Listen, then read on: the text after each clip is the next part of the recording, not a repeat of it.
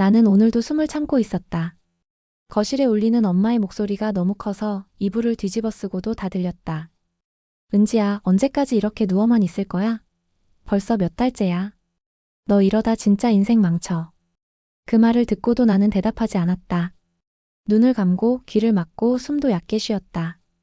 혹시 내가 죽은 사람처럼 보이면 엄마가 나를 그만 괴롭힐까 싶어서. 문득 핸드폰 화면이 번쩍였다. 합격자 발표 안내. 손끝이 떨리면서도 이미 답을 알고 있었다. 화면을 누르자 예상했던 문장이 눈에 꽂혔다. 아쉽지만 더 나은 기회를. 또 떨어졌다. 그 순간 엄마가 방문을 열어젖혔다. 또 떨어졌지? 너 이럴 줄 알았어. 그러니까 공부를 열심히 하랬잖아. 너는 어쩜 그렇게 매사가 대충대충이니? 나는 입술을 꼭 깨물었다. 엄마의 말이 틀린 게 아니라는 걸 알고 있었지만 그래도 듣고 싶지 않았다. 숨이 막혔다. 내가 태어나 처음으로 집이 감옥처럼 느껴졌다. 아빠는 알면 뭐라 그러시겠니? 맨날 방에서 누워만 있는 딸. 대체 누굴 닮아서 이렇게 답답하니? 엄마는 한숨을 내쉬며 방문을 닫았다. 텅 빈 방 안에 남겨진 나는 꼬깃꼬깃 접힌 불합격 통지서를 바라보다가 쓰레기통에 던졌다. 쓰레기통 안에는 이미 수십 장의 종이가 구겨져 있었다.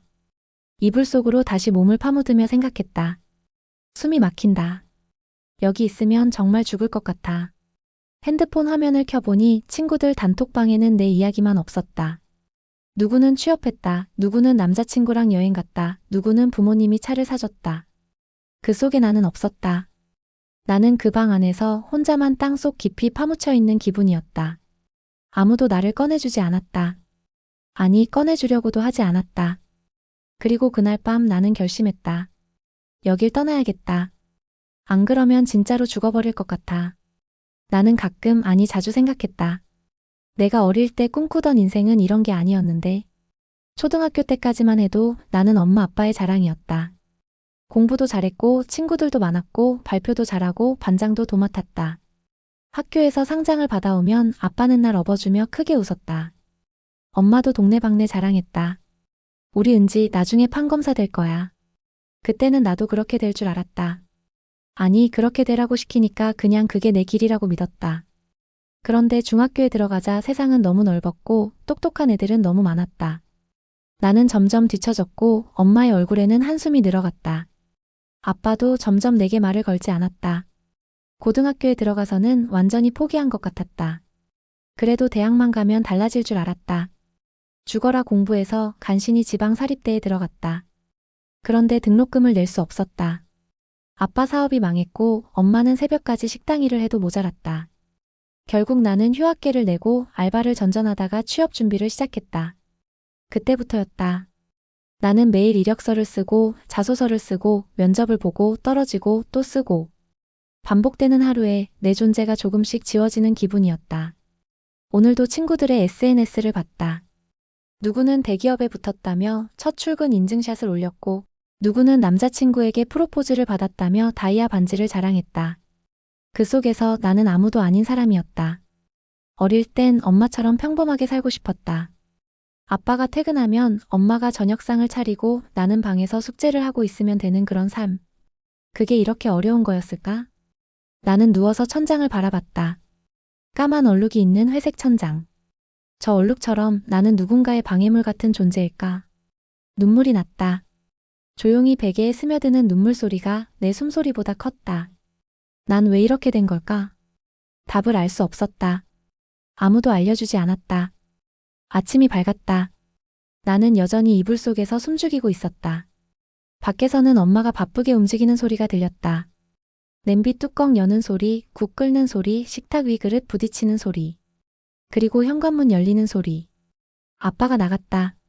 새벽같이 나가 청소일을 하고 오후에는 택배를 나르는 일을 했다. 사업 망하고 빚에 쫓기던 아빠가 선택한 일이었다. 엄마는 그런 아빠가 안쓰러워서라도 나를 더 몰아붙이는 것 같았다. 너 때문에 더 힘들어지면 안 되니까. 나는 살금살금 방문을 열고 나왔다. 거실은 텅 비어 있었다. 식탁 위에 놓인 밥그릇에는 밥알이 몇 개 남아 있었고 국물은 식어 있었다. 나는 그 밥을 먹었다. 찬밥과 식은 국. 하지만 아무 맛도 느껴지지 않았다. 그때 현관문이 다시 열렸다. 아빠였다. 깜빡 잊고 지갑을 두고 갔다며 허리를 숙여 신발을 다시 벗었다. 우리의 눈이 마주쳤다. 나는 순간 숨이 막혔다. 아빠는 나를 쳐다보지도 않고 그냥 지갑을 챙겨나갔다. 문 닫히는 소리가 집안 가득 울렸다. 나는 아무 말도 할 수 없었다. 아빠. 불렀지만 목소리는 나오지 않았다. 입만 벙긋거리고 소리는 가슴속에서만 맴돌았다. 아빠는 나를 볼 때마다 어떤 기분일까? 실망? 한숨? 후회? 아니면 그냥 아무 감정도 없을까? 어릴 땐 아빠가 세상에서 제일 좋은 사람이었다. 비 오는 날이면 꼭 학교 앞까지 우산 들고 마중 나왔고, 겨울이면 손 시릴까봐 내 손을 품속에 꼭 넣어주던 사람이었다. 그런 아빠가 언제부터 이렇게 나를 못 본 척하게 됐을까? 그냥 나는 없는 사람 같았다. 밥을 다 먹고 방에 들어와 이불 속으로 다시 들어갔다. 이불 속은 따뜻하지만 숨이 막히는 감옥 같았다. 핸드폰 화면을 켜봤다. 부재중 전화 연계. 카톡 알림 연계. 나는 정말 아무도 아닌 사람이 되어가고 있었다. 나는 오늘도 이불 속에서 하루를 시작했다. 숨소리조차 들리지 않게 최대한 조용히. 그런데 그 고요를 깨트리는 목소리가 들렸다. 은지야, 일어나봐. 이거 좀 봐. 엄마였다. 방문을 벌컥 열고 들어오더니 내 핸드폰을 손에 들고 있었다. 여기 이 회사 채용 공고 떴더라. 학력 무관이래. 너라도 한번 넣어봐. 나는 눈을 떴지만 대답하지 않았다. 엄마는 답답하다는 듯 한숨을 내쉬었다. 언제까지 이렇게 있을 거야? 밥이라도 먹고 지원서 써. 이력서 사진도 다시 찍어야 할 것 같아. 너 지금 얼굴이 너무 피폐해 보여. 나는 이불을 머리끝까지 끌어올렸다. 엄마의 말이 칼날처럼 내 귀를 베고 지나갔다. 피폐해 보여. 맞는 말이었다. 거울을 안 본 지 며칠이 됐는지 모르겠다. 세수도 머리 감는 것도 귀찮았다. 엄마가 이렇게라도 안 하면 넌 정말 아무것도 안 할 거잖아. 엄마의 목소리가 떨렸다. 그 떨림 속에는 분노도 슬픔도 체념도 뒤섞여 있었다. 나는 눈을 감았다. 대답을 하면 더 많은 말이 돌아올 것 같아서. 그러자 엄마는 침대 옆에 서서 내 얼굴을 한참 내려다보더니 조용히 말했다. 넌 왜 이렇게 됐을까? 그리고는 방문을 닫고 나갔다. 텅 빈 방 안에 그 말만 남았다. 넌 왜 이렇게 됐을까? 나는 베개를 얼굴에 파묻고 울었다. 소리가 새어나가지 않게 숨을 죽이며 울었다. 아무도 듣지 못하게, 아무도 모르게 나는 매일 이렇게 무너지고 있었다. 그날 밤 나는 잠들 수 없었다. 이불 속에서 꼼짝없이 누워있는데 심장이 쿵쿵 울렸다. 마치 내 몸이 아니라 누군가의 손에 쥐어짜이고 있는 것 같았다. 창문 너머로 가로등 불빛이 희미하게 들어왔다. 나는 그 빛을 보며 생각했다. 여기 있으면 진짜 죽을 것 같아. 숨이 막혔다. 아무도 없는 방인데도 벽이 점점 다가오는 기분이었다. 숨을 크게 쉬어도 공기가 폐 끝까지 닿지 않았다. 그때 핸드폰 화면이 번쩍였다. 새벽 2시 14분. 알람도 메시지도 아니었다. 그냥 화면이 켜졌다 꺼졌다. 나는 핸드폰을 쥔 채 손가락이 떨리는 걸 느꼈다. 이대로는 안 되겠다는 생각이 들었다. 나가자. 내가 내게 말했다. 여길 떠나자. 처음으로 조금 숨이 쉬어졌다. 그래, 그냥 나가버리면 되는 거였다. 아무도 없는 새벽, 누구도 나를 붙잡지 못할 시간. 나는 조용히 이불을 젖혔다. 방 안을 둘러보았다. 낡은 책상, 먼지가 쌓인 책들, 벽에 붙은 가족 사진. 사진 속에 나는 웃고 있었다. 엄마도 아빠도 웃고 있었다. 그 웃음이 지금은 너무 낯설었다. 나는 가방을 꺼냈다. 지갑, 핸드폰, 충전기, 립밤, 손거울. 그게 전부였다. 옷장 앞에 섰다. 무슨 옷을 입고 나가야 할지 한참 고민했다. 그러다 그냥 트레이닝복 바지와 후드티를 꺼내 입었다. 어차피 어디 갈 데가 있는 것도 아니니까. 마지막으로 방 안을 둘러봤다. 그리고 문을 열었다. 거실은 어두웠다. 엄마 아빠 방 문은 굳게 닫혀 있었다. 나는 현관으로 갔다. 발소리를 죽이려 슬리퍼를 벗고 양말만 신은 채로 걸었다. 현관문을 열었다. 차가운 새벽 공기가 얼굴을 스쳤다. 몸이 떨렸지만 이상하게도 마음은 차분했다. 잘 있어. 속으로만 인사하고 나는 문을 닫았다. 계단을 내려가며 핸드폰을 꺼냈다. 갈 곳은 없었지만 그냥 무작정 걸어가고 싶었다. 이제야 숨이 조금 쉬어지는 것 같았다. 새벽 공기는 생각보다 매서웠다. 후드티 모자를 뒤집었었지만 귀끝이 얼어붙는 느낌이었다. 나는 그냥 걸었다. 어디로 가야 할지, 뭘 해야 할지 아무 생각도 나지 않았다. 그냥 집에서 멀어지고 싶었다. 편의점 불빛이 보였다. 자판기처럼 밝게 빛나는 그곳으로 들어갔다. 안에는 알바생 한 명뿐이었다. 그는 내게 눈길도 주지 않았다. 나는 라면 코너 앞에 서서 한참을 멍하니 있었다. 먹고 싶다는 생각보다 따뜻한 곳에 있고 싶었다. 하지만 지갑 안엔 동전 몇 개뿐. 작은 삼각김밥 하나를 들고 계산대 앞에 섰다. 620원입니다. 나는 주머니를 뒤져 동전을 꺼냈다. 알바생은 무표정하게 계산을 찍고 비닐도 없이 김밥을 건네줬다. 편의점 밖으로 나왔다. 바람이 더 차가워진 것 같았다. 나는 편의점 앞 파라솔 의자에 앉았다. 김밥 포장을 뜯어 입에 넣었다. 차가운 밥알이 혀끝에서 부서졌다. 길가로 시선을 돌렸다. 택시들이 쌩쌩 지나갔다. 졸업식에 갔던 날, 학원에서 돌아오는 날, 늘 타고 다니던 그 길이었다. 그때는 아무렇지 않게 오가던 길이 지금은 너무 멀게 느껴졌다. 김밥을 다 먹고 나니 몸이 더 시렸다. 손끝이 얼어붙는 기분이었다. 나는 가방에서 충전기를 꺼내 핸드폰을 충전했다. 배터리가 5% 남아 있었다. 인터넷을 켜서 여관이라고 검색해봤다. 근처에 있는 숙박업소가 떴지만 가격을 보고는 바로 껐다. 하룻밤에 3만 원. 내 지갑엔 10,000원도 없었다. 나는 다시 길을 걸었다. 골목길을 지나고 공원을 지나고 버스 정류장 앞 벤치에 앉았다. 추웠다. 몸을 웅크리고 가방을 베고 누웠다. 머릿속이 하했다. 아무 생각도 아무 감정도 들지 않았다. 그냥 이렇게 눈을 감으면 아무도 모르게 사라질 수 있을까? 눈물이 흘렀다. 차가운 바람이 내 뺨을 스치고 지나갔다. 동틀 무렵 나는 아직도 버스 정류장 벤치에 앉아 있었다. 밤새 차가운 바람이 불어와 온몸이 굳어버린 것 같았다. 손끝도 발끝도 감각이 없었다. 그때 누군가 다가왔다. 야, 여기서 뭐해? 낯선 목소리에 고개를 들었다. 내 또래로 보이는 여자애였다. 짙은 스모키 화장, 밝은 금발 머리, 짧은 치마에 검은 스타킹을 신고 있었다. 그 옆에는 검은 패딩을 입은 남자애가 컵라면을 먹고 있었다. 나는 대답하지 않았다. 그냥 고개만 숙였다. 가출했어? 그 여자가 다시 물었다. 나는 가만히 있었다. 대답하기도 싫고 목소리도 나오지 않았다. 야, 춥잖아. 일어나봐. 그녀는 내 팔을 잡아당겼다. 힘없이 끌려 일어선 나를 보더니 피식 웃었다. 이렇게 있으면 얼어 죽어. 우리랑 가자. 나는 멍하니 그들을 따라갔다. 인근 고시원 골목으로 들어가자 작은 방 하나로 안내했다. 방 안에는 낡은 전기장판 위에 담배꽁초가 널려 있었고 벽엔 곰팡이가 피어 있었다. 여기 잠깐 있어. 일단 몸부터 녹여. 여자가 나에게 컵라면을 내밀었다. 뜨거운 국물이 입안을 데웠다. 그제야 손끝에 감각이 돌아오는 것 같았다. 나 유미야. 얘는 종민이고. 나는 작게 고개를 끄덕였다. 너 돈 필요하지? 유미가 내 얼굴을 똑바로 보며 말했다. 그 눈빛은 이상하게 따뜻했지만 어딘가 싸늘하기도 했다. 우리가 아는 언니가 있는데 일자리 구해줄 수 있어. 힘들긴 해도 돈은 바로 나오거든. 나는 아무 말도 하지 못했다. 머릿속이 텅 비어 있었다. 하지만 돈이라는 말만은 귀에 선명히 남았다. 유미는 내 손을 꼭 잡았다. 괜찮아. 다들 이렇게 사는 거야.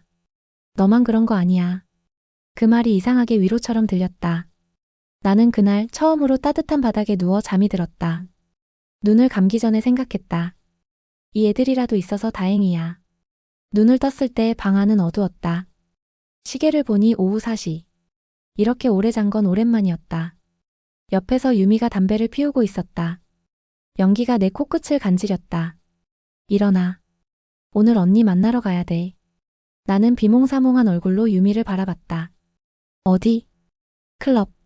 면접 보러 가는 거야. 넌 얼굴도 하얗고 마르니까 잘 될 거야. 그 말에 몸이 굳었다. 클럽이라니. TV에서만 보던 화려한 네온 사인과 술, 남자들, 시끄러운 음악이 떠올랐다. 무서워. 내가 작게 중얼거렸지만 유미는 웃었다. 처음엔 다 그래. 근데 돈 들어오는 거 보면 나중엔 아무렇지 않아져. 그녀는 내 머리를 쓰다듬더니 파우치를 꺼내 화장을 시작했다. 진한 아이라이너, 빨간 립스틱, 두꺼운 파운데이션. 거울 속 내 얼굴은 내가 아니었다. 예쁘다. 유미가 말했다. 나는 아무 대답도 하지 못했다. 그냥 아무 감정도 없는 눈으로 거울을 바라봤다. 곧 종민이 오토바이를 끌고 와서 우리를 태웠다. 바람이 세차게 불어 얼굴이 시렸다. 하지만 화장 망가질까봐 눈도 제대로 뜨지 못했다. 도착한 곳은 번화가 골목 끝 화려한 간판이 반짝이는 클럽이었다. 검은색 양복을 입은 건장한 남자들이 입구를 지키고 있었다. 언니 왔어? 유미가 경호원에게 말을 걸자 그는 고개를 끄덕이며 안으로 들어가라고 했다. 클럽 안은 낮인데도 어두웠다. 음악 소리가 둔탁하게 울렸고 사람들은 테이블 위에 앉아 담배를 피우고 있었다. 조금 뒤 한 여자가 걸어왔다. 짙은 화장에 몸에 딱 붙는 원피스를 입고 있었다. 얘가 오늘 온이야? 그녀는 내 얼굴을 위아래로 훑었다. 나는 긴장한 채 고개를 떨궜다. 마른 게 취향인 손님들 많으니까 괜찮겠네. 이름이 뭐야? 은지여. 앞으로는 유나라고 불러. 알았지? 나는 작게 끄덕였다. 그녀는 내 턱을 들어올리고 미소를 지었다. 오늘 밤부터 바로 나가. 옷은 안에 준비돼 있어. 심장이 쿵하고 내려앉았다. 오늘 밤부터라니. 하지만 아무도 나를 붙잡지 않았다.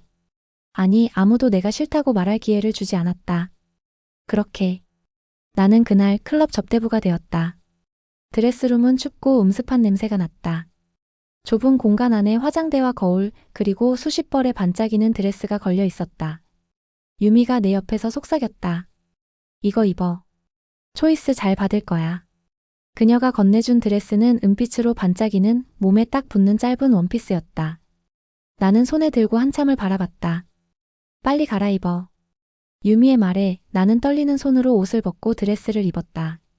거울 속 내 모습은 낯설었다. 어깨와 쇄골이 드러나 있었고 허벅지 중간까지 올라오는 짧은 기장이었다. 예쁘네. 유미가 웃었다. 나는 아무 대답도 하지 못했다. 속이 울렁거리고 숨이 막혔다. 밖으로 나오자 매니저 언니가 다가왔다. 첫날이니까 테이블 돌면서 인사만 해. 술 따르고 안주 챙기고 손님 말 잘 들어. 알았지? 나는 작게 대답했다. 네. 음악 소리가 귀를 때렸다. 테이블마다 술병과 얼음통, 과일 접시가 놓여 있었고 담배 연기가 자욱했다. 유미가 내 손을 잡고 한 테이블로 이끌었다. 여기 오늘 새로 온 유나예요. 남자들이 고개를 돌렸다. 20대부터 40대까지 술에 취해 얼굴이 벌겋게 달아올라 있었다. 오, 신상이네. 이리 와봐. 한 남자가 내 손목을 잡아당겼다. 나는 순간 몸이 굳었다. 하지만 유미가 내 등을 밀었다. 앉아. 나는 조용히 그의 옆에 앉았다. 남자는 내 어깨에 손을 올렸다. 얼굴이 딱 내 스타일이네. 학생이야? 나는 대답하지 못했다. 그가 내 턱을 잡고 고개를 돌렸다. 말 시키면 대답해야지. 네. 하, 귀엽네. 자, 한 잔해. 그가 건넨 술잔을 보니 손이 떨렸다. 냄새만 맡아도 속이 울렁거렸다. 하지만 거절할 수 없었다. 나는 술잔을 입에 대고 단숨에 넘겼다. 쓰디쓴 알코올이 목을 타고 내려갔다. 눈물이 핑 돌았다. 남자는 만족스러운 듯 웃었다. 잘 마시네. 앞으로 자주 보자. 그의 손이 내 허벅지를 더듬었다. 나는 숨을 죽였다. 움직이면 웃음이 사라질까봐 두려웠다. 그렇게 내 첫 출근의 밤이 시작됐다. 두렵고 무서웠고 숨이 막혔지만 누구도 나를 구해주지 않았다. 은지야, 밥 먹어. 엄마는 매일 아침 이렇게 불렀다. 하지만 이제 내 방에는 아무도 없었다. 어느새 가출한 지 일주일이 지나 있었다.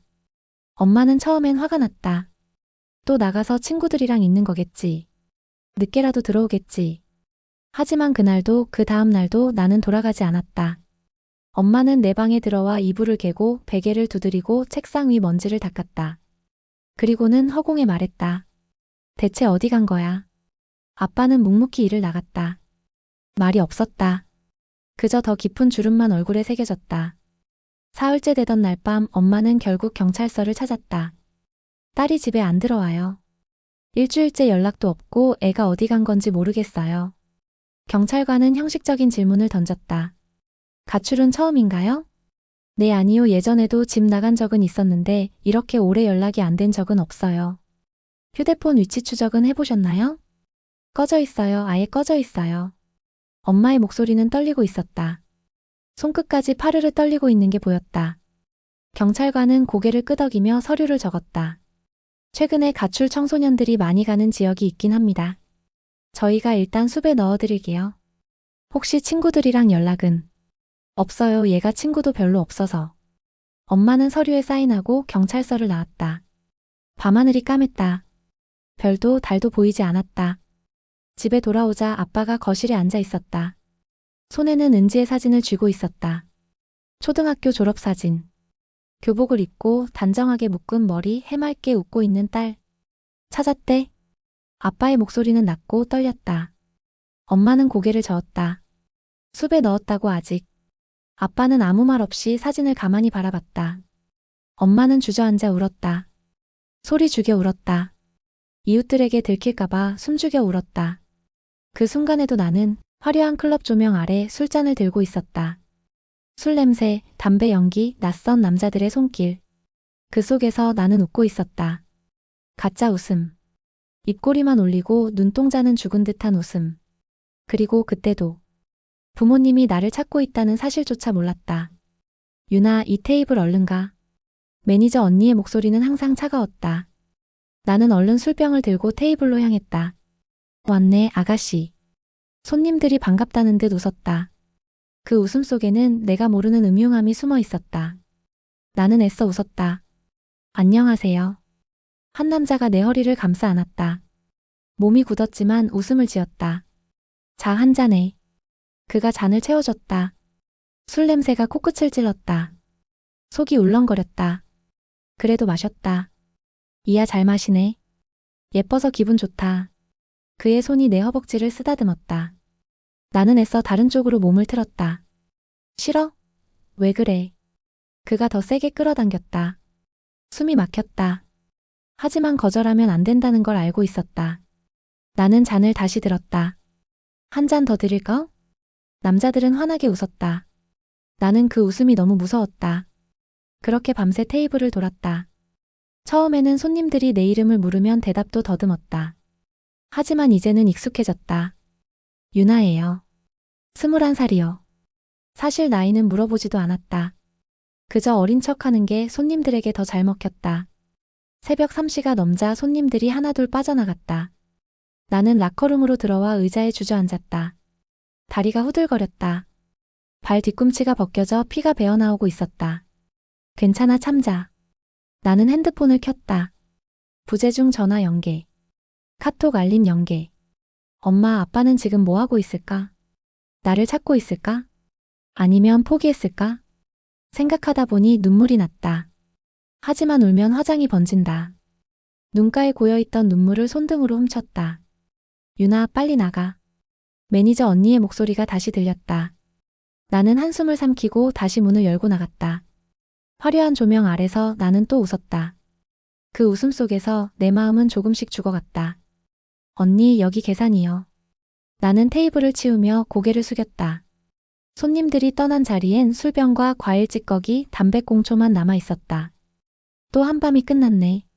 라커룸으로 들어와 드레스를 벗고 후드티로 갈아입었다. 화장을 지우고 거울을 보자 눈밑이 까맣게 꺼져 있었다. 누구야, 이 사람. 거울 속 나는 예전의 내가 아니었다. 피부는 푸석했고 머리카락은 윤기를 잃고 퉁퉁 부어 있었다. 그때 핸드폰이 울렸다. 발신자는 유미였다. 어디야? 클럽 이제 끝났어. 빨리 나와. 편의점 앞에서 기다리게. 나는 가방을 메고 클럽 밖으로 나왔다. 새벽 공기가 살을 에릴 듯 차가웠다. 편의점 앞 유미는 담배를 피우고 있었다. 옆에는 모르는 여자 한 명이 서 있었다. 얘가 누구야? 내가 묻자 유미가 말했다. 우리 고등학교 때 같은 반이었대. 니네 엄마 친구 딸이래. 나는 놀라서 그 여자를 바라봤다. 여자는 나를 똑바로 보더니 눈시울을 붉혔다. 은지 맞지? 너 왜 여기 있어? 그 말에 심장이 철렁 내려앉았다. 엄마 친구 딸? 그럼 엄마가. 여자는 핸드폰을 꺼내 뭔가를 찍으려 했다. 하지마. 내가 소리쳤다. 그녀는 놀란 표정으로 손을 내렸다. 미안 근데 너 엄마가 너 찾느라 미쳐있어. 매일 경찰서 가고 방송국에도 제보하고. 그 말을 듣는데 숨이 막혔다. 머리가 멍해졌다. 가지마 제발. 내 목소리는 떨리고 있었다. 하지만 여자는 눈물을 닦고 말했다. 은지야 엄마가 널 얼마나 걱정하는데 돌아가. 나는 고개를 저었다. 못 가 이제는 못 가. 그 말을 하고 나니 눈물이 왈칵 쏟아졌다. 유미가 내 등을 토닥였다. 됐어 가자. 우리는 등을 돌리고 골목을 걸었다. 뒤에서 그 여자가 우는 소리가 들렸다. 발걸음이 무거웠다. 하지만 돌아갈 수 없었다. 돌아가면 엄마의 울음, 아빠의 무표정, 세상의 비웃음이 나를 다시 짓밟을 테니까. 여보, 여기 좀 봐봐. 엄마는 핸드폰 화면을 아빠에게 내밀었다. 그 화면 속에는 내 사진이 있었다. 후드티에 레깅스를 입고 새벽 편의점 앞에 서 있는 내 모습. 이거 은지 맞지? 엄마의 목소리는 떨리고 있었다. 아빠는 핸드폰을 받아들고 한참을 바라봤다. 그리고 조용히 고개를 끄덕였다. 어디서 찍었다고? 동네 후배가 저기 클럽 앞 편의점에서 봤대. 우리 은지 거기서 뭐 하는 거야? 엄마는 바닥에 주저앉아 울었다. 아빠는 아무 말 없이 옷장문을 열고 잠바를 꺼냈다. 어디가? 찾으러 가야지. 아빠의 목소리는 낮고 단단했다. 엄마는 눈물을 닦고 벌떡 일어났다. 나도 갈래. 그렇게 두 사람은 새벽길을 달렸다. 택시 안 엄마는 계속 울었다. 아빠는 창밖만 바라보고 있었다. 입술이 새하얗게 질려 있었다. 클럽 앞에 도착하자 엄마는 문 앞에서 주저앉았다. 여기 이런 데서 우리 은지가 어떡해. 아빠는 말없이 엄마를 일으켜 세우고 클럽 문을 밀었다. 아직 영업이 끝나지 않은 시간이었다. 시끄러운 음악, 담배 연기, 술 냄새가 코를 찔렀다. 여기서 일하시는 분 중에 박은지라는 애 있어요? 엄마가 떨리는 목소리로 물었다. 매니저 언니가 눈을 치켜떴다. 박은지? 그런 애 없는데요. 유나라고도 불린대요. 제발 딸이에요. 우리 딸 좀 불러주세요. 엄마는 매니저 언니의 손을 붙잡고 애원했다. 그 모습이 너무 초라해 보였다. 그때 저쪽 테이블에서 웃음소리가 들렸다. 나는 술잔을 들고 웃고 있었다. 눈가에는 번진 마스카라 자국, 입술엔 진한 레드 립스틱, 몸엔 반짝이는 짧은 드레스. 은지야. 엄마의 목소리가 클럽 안을 가르며 울려 퍼졌다. 나는 순간 몸이 굳었다. 천천히 고개를 돌렸다. 거기 엄마가 있었다. 눈물이 범벅된 얼굴로 나를 부르고 있었다. 아빠는 말없이 나를 바라봤다. 그 눈빛 속에는 분노도 슬픔도 실망도 아닌 그냥 깊은 절망만이 있었다. 은지야. 엄마의 목소리가 떨리고 있었다. 나는 술잔을 든 채 얼어붙은 듯 서 있었다. 손님들이 웅성거렸다. 뭐야 엄마야? 재밌네. 누군가 내 어깨를 툭 쳤다. 나는 천천히 몸을 돌렸다. 엄마가 내 앞에 서 있었다. 눈은 벌겋게 충혈돼 있었고 입술은 부르르 떨리고 있었다. 여기서 뭐 하는 거야? 은지야 이게 뭐야 이게. 엄마는 내 손을 붙잡았다. 그 손이 차갑고 떨렸다. 나는 작게 중얼거렸다. 은지야 집에 가자 제발 엄마가 잘못했어. 다 잘못했어. 집에 가자. 엄마는 울면서 내 손을 더 세게 잡았다. 그 순간 눈물이 차올랐다. 하지만 울 수 없었다. 울면 다 무너질 것 같았다. 가지마. 나는 손을 뿌리쳤다. 엄마가 비틀거리며 바닥에 주저앉았다. 은지야 제발. 그때 아빠가 다가왔다. 그의 얼굴은 굳어 있었다. 일어나. 아빠는 내 팔을 거칠게 붙잡았다. 아빠 나 아파. 당장 집에 가. 아빠의 목소리는 낮고 하지만 너무 무서웠다. 나는 몸을 떨었다. 그때 매니저 언니가 다가왔다. 손님 앞에서 뭐 하시는 거예요? 아빠가 매니저를 노려봤다. 이딴 데서 내 딸한테 뭐 시킨 거야? 아버님 딸이 알아서 온 거죠. 저희가 강제로 데리고 온 거 아닙니다. 매니저의 말에 아빠의 손이 덜덜 떨렸다. 당장 데리고 나갈 거야. 아버님. 그때 클럽 보안 요원이 다가왔다. 검은 양복에 덩치가 2배는 되는 남자였다. 문제 일으키지 마시죠. 딸이 알아서 선택한 거니까. 아빠는 한동안 그를 노려보다 나를 바라봤다. 은지야 집에 가자. 나는 눈물을 꾹 참았다. 싫어. 그 말에 아빠의 눈동자가 흔들렸다. 엄마는 바닥에 주저앉아 울고 있었다. 나는 뒤돌아섰다. 손님들이 나를 바라보고 있었고 그 시선 속에서 나는 웃었다. 그래, 이게 나야. 눈가로 뜨거운 물이 흘렀지만 손등으로 툭 닦고 다시 술잔을 들었다. 은지야, 은지야. 엄마의 울음소리가 내 귓가를 때렸다. 나는 술잔을 든 채 테이블 위 과일 접시를 바라보고 있었다. 포크로 파인애플을 찔러 입에 넣었다. 달콤한 맛이 났지만 아무 감정도 들지 않았다. 은지야, 엄마랑 집에 가자. 응? 우리 은지 착하잖아. 엄마가 잘못했어. 다 잘못했어. 엄마는 내 무릎을 붙잡고 울고 있었다. 손님들이 웅성거리며 우리를 구경했다. 뭐야, 진짜 엄마야? 웃기네. 드라마 찍냐? 비웃음과 조롱이 들려왔지만 나는 아무 반응도 하지 않았다. 그저 술잔을 입에 대고 천천히 넘겼다. 은지야, 제발 엄마가 살 수가 없어, 제발. 엄마의 목소리가 떨리고 끊어졌다. 나는 고개를 숙였다. 그 순간 눈물이 뚝 하고 술잔 속으로 떨어졌다. 나는 황급히 눈가를 닦았다. 울지 마, 울면 안 돼. 나는 술잔을 내려놓고 엄마의 손을 떼어냈다. 여기서 이러지 마. 내 목소리는 차가웠다. 내가 말하고도 깜짝 놀랄 만큼. 은지야, 왜 그래? 엄마야, 엄마잖아. 그만하라고. 나는 자리에서 일어났다. 매니저 언니가 내 팔을 잡았다. 괜찮아? 나는 작게 고개를 끄덕였다. 정리하고 다시 돌아와. 나는 엄마를 내려다봤다. 바닥에 주저앉아 흐느끼는 엄마. 돌아가. 그 말을 하고 나는 뒤돌아섰다. 아빠가 문 앞에 서 있었다. 그의 눈빛은 아무 표정도 없었다. 나는 그 눈빛을 보자 가슴이 쿡 하고 찔렸다. 하지만 돌아갈 수 없었다. 이미 끝났어.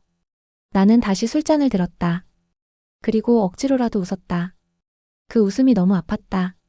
하지만 이제는 그 아픔마저도 무뎌지고 있었다. 나는 술잔을 비우고 자리에서 일어나려 했다. 그때 아빠가 다가왔다. 은지야. 그 한마디에 나는 몸이 굳었다. 아빠는 천천히 내 앞에 섰다. 그의 눈빛은 싸늘했고 입술은 파르르 떨리고 있었다. 집에 가자. 아빠의 목소리는 낮았지만 분노로 가득 차 있었다. 싫어. 내가 대답하자 아빠의 눈이 크게 흔들렸다. 뭐? 여기 내일이야. 집에 안 가. 나는 고개를 들고 아빠를 바라봤다. 그 순간 아빠의 손이 번개처럼 날아왔다. 짝! 따기 소리가 클럽 안에 울려 퍼졌다. 손님들이 술잔을 들고 구경하듯 우리를 바라봤다. 아빠. 볼이 뜨겁게 달아올랐다. 눈물이 고였지만 나는 이를 악물었다. 이게 사람이 할 짓이냐. 아빠는 내 팔을 거칠게 잡아당겼다. 나는 비틀거리며 끌려갔다. 나. 아파. 나. 당장 나가. 아빠의 소나기 힘이 너무 세서 손목이 부서질 것 같았다. 그때 매니저 언니가 달려왔다. 아버님, 이러시면 안 됩니다. 비켜. 아빠는 매니저를 밀쳤다. 클럽 보안 요원 2명이 달려와 아빠를 막았다. 이거 나. 내 딸 데리고 가야 돼. 이거 놓으라고. 아빠는 소리를 질렀다. 손님들은 술잔을 내려놓고 우리를 쳐다봤다. 나는 손목을 붙잡힌 채 눈물이 쏟아졌다. 아빠, 제발 이러지 마. 집에 가. 집에 가야 돼.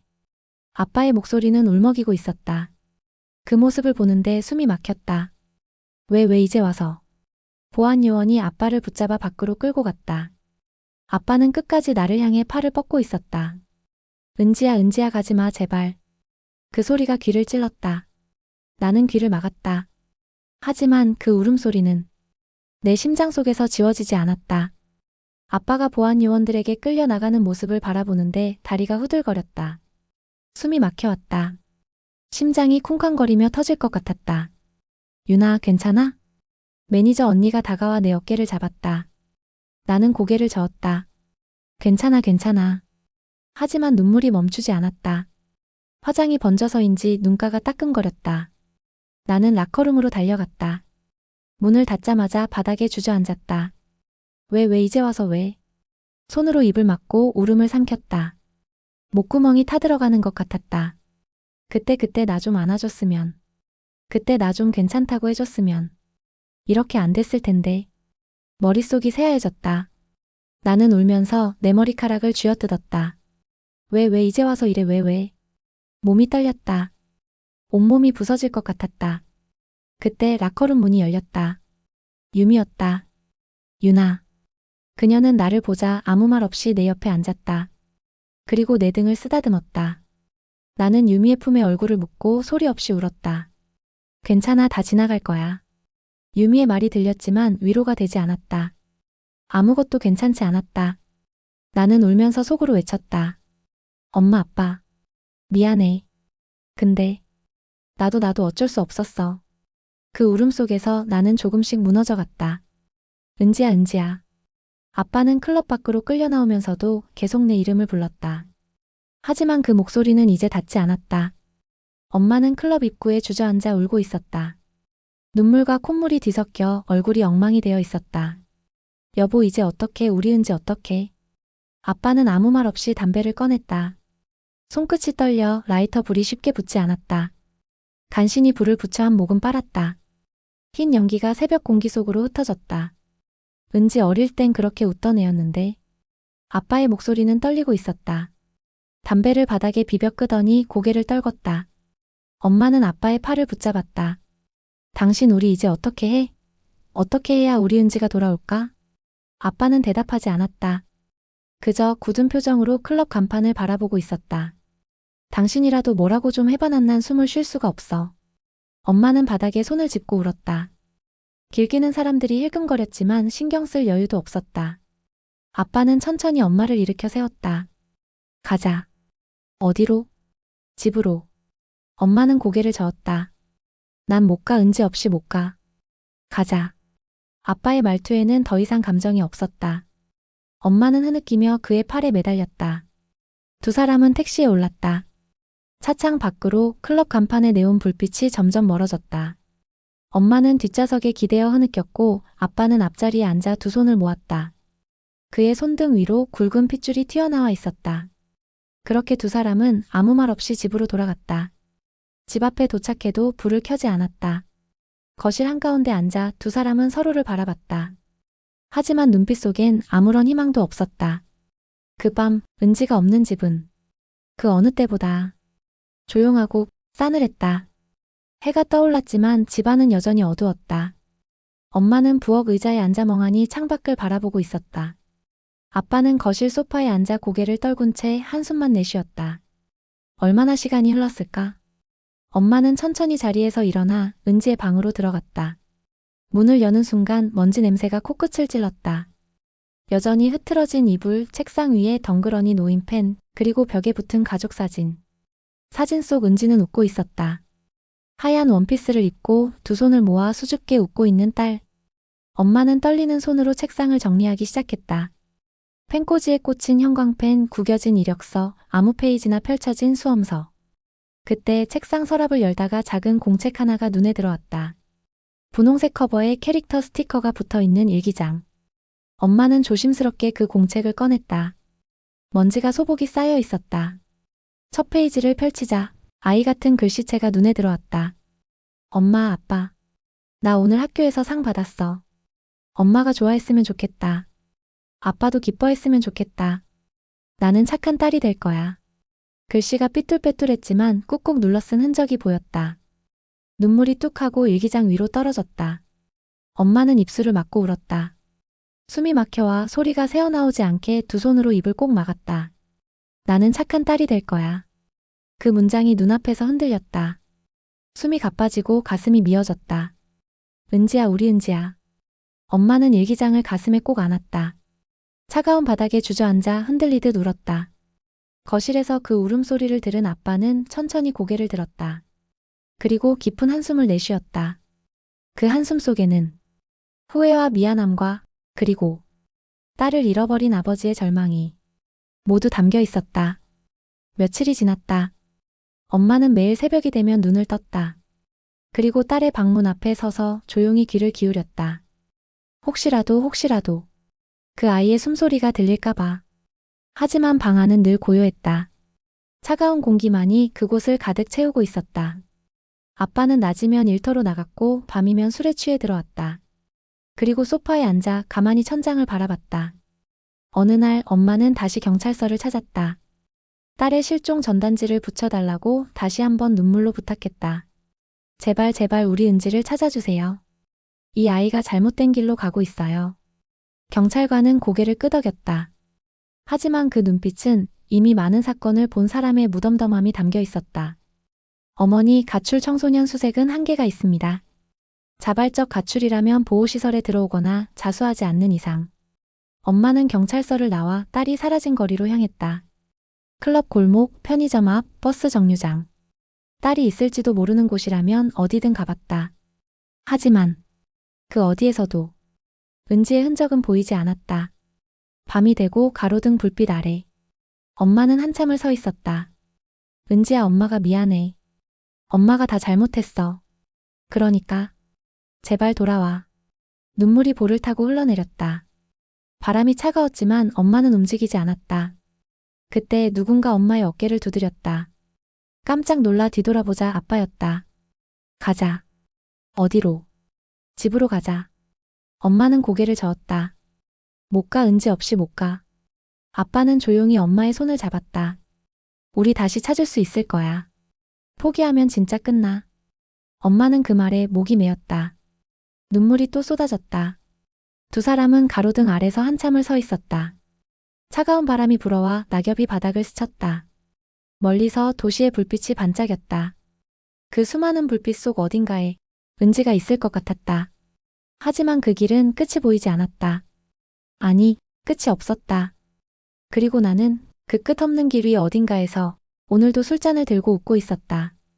그 웃음 속에서 나는 조금씩 죽어가고 있었다.